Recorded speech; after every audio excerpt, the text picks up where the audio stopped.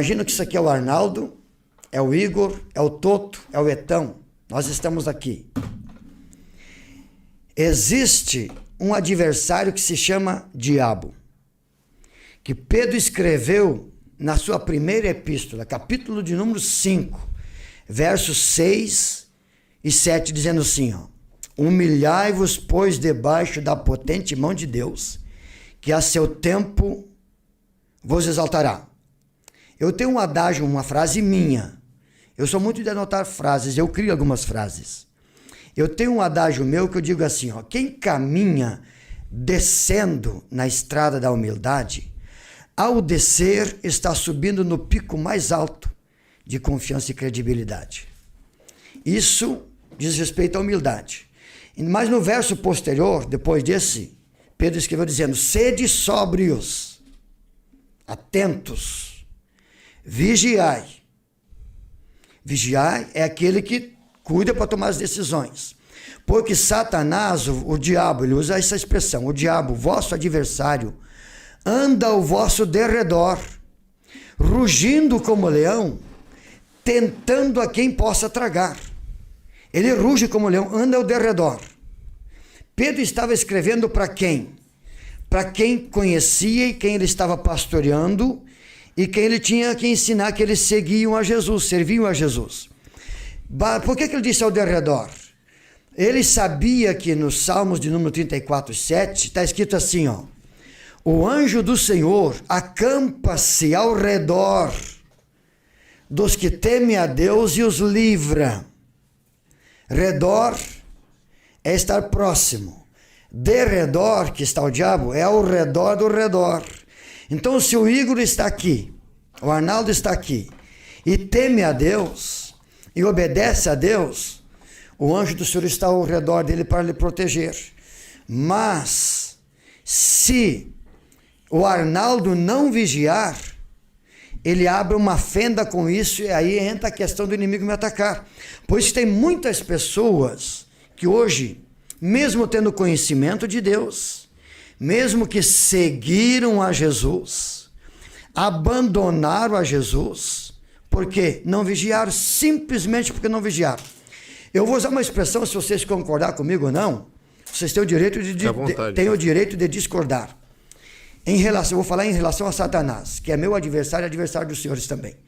Satanás nunca teve, não tem e jamais terá poder para derrubar um crente que eu digo aquele que crê e teme a Deus, derrubá-lo da presença de Deus.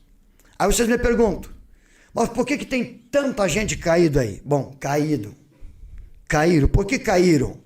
Porque não vigiaram. Então o nosso adversário, ele está sempre com as suas setas apontadas, direcionadas a nós.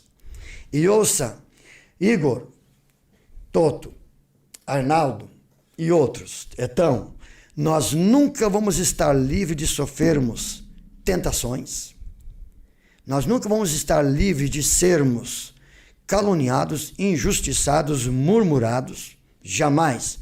Até porque isso é uma procedência satânica e ele usa dos seus adeptos. Quais são os adeptos de Satanás? São as suas hostes. Por intermédio de quem? Quem lhe serve? Quem serve a Satanás? É pesada a expressão que eu vou usar agora. Mas como eu fui provocado a isso, eu tenho que dar a resposta certa. A Bíblia diz na primeira carta do apóstolo João, quando ele escreveu, ele dizendo: filhinhos, não pequeis, porque quem peca é filho do diabo. Veja só. Agora, veja que ele não proferiu para querer condenar e colocar a perdição. Ele disse: porém temos um advogado e ele intercede, ele está advogando as nossas causas. E esse se chama Jesus. Jesus é o único mediador entre Deus e os homens, que ele pode realmente interceder por nós. Sabe como que eu vejo a pureza, a santidade de Deus olhar para nós, pecadores? Nos olha por intermédio de Jesus, do sacrifício de Jesus. Porque a santidade de Deus não suporta ver o nosso pecado. Mas quando ele nos olha, antes de olhar a nós, ele nos olha por intermédio de Jesus. A Bíblia diz, o Paulo escreveu que o Espírito Santo, ele intercede a Deus com gemidos inexprimíveis. Isso quer dizer, o Arnaldo pecou, o Igor pecou, o Toto pecou. Ele não nos abandona, ele se retira de nós. Mas ele não nos abandona, ele intercede a Deus por nós.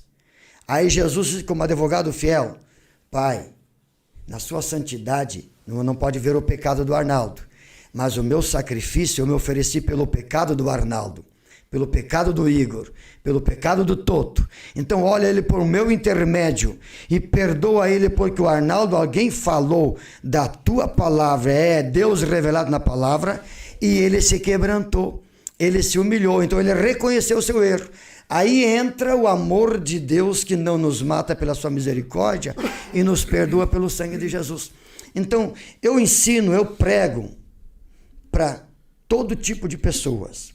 Mas eu vou usar uma expressão agora, não sei como vão interpretar. Eu prefiro ver alguém com defeitos e problemas na igreja, no qual eu posso instruí-lo, ensinar, inclusive orar por ele, do que jogá-lo fora. Porque se eu o jogar fora, estou menosprezando, estou rejeitando e não estou praticando amor. Mas se ele está ali, mesmo cheio de defeitos, eu demonstro o meu amor para com ele, eu vou interceder e ensinar ele. Agora, eu não posso coagi-lo. Por exemplo, modo vivente. Todos os que temem a Deus, que a palavra de Deus entra neles, faz uma mudança de comportamentos e de hábitos. Aí a pessoa que o senhor mencionou antes. O homem maltrata a mulher, bate na mulher.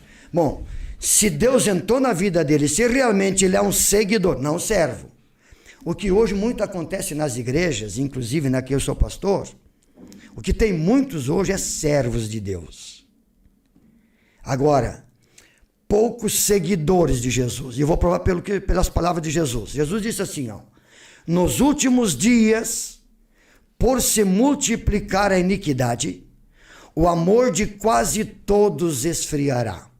O que é iniquidade? Iniquidade difere do ímpio.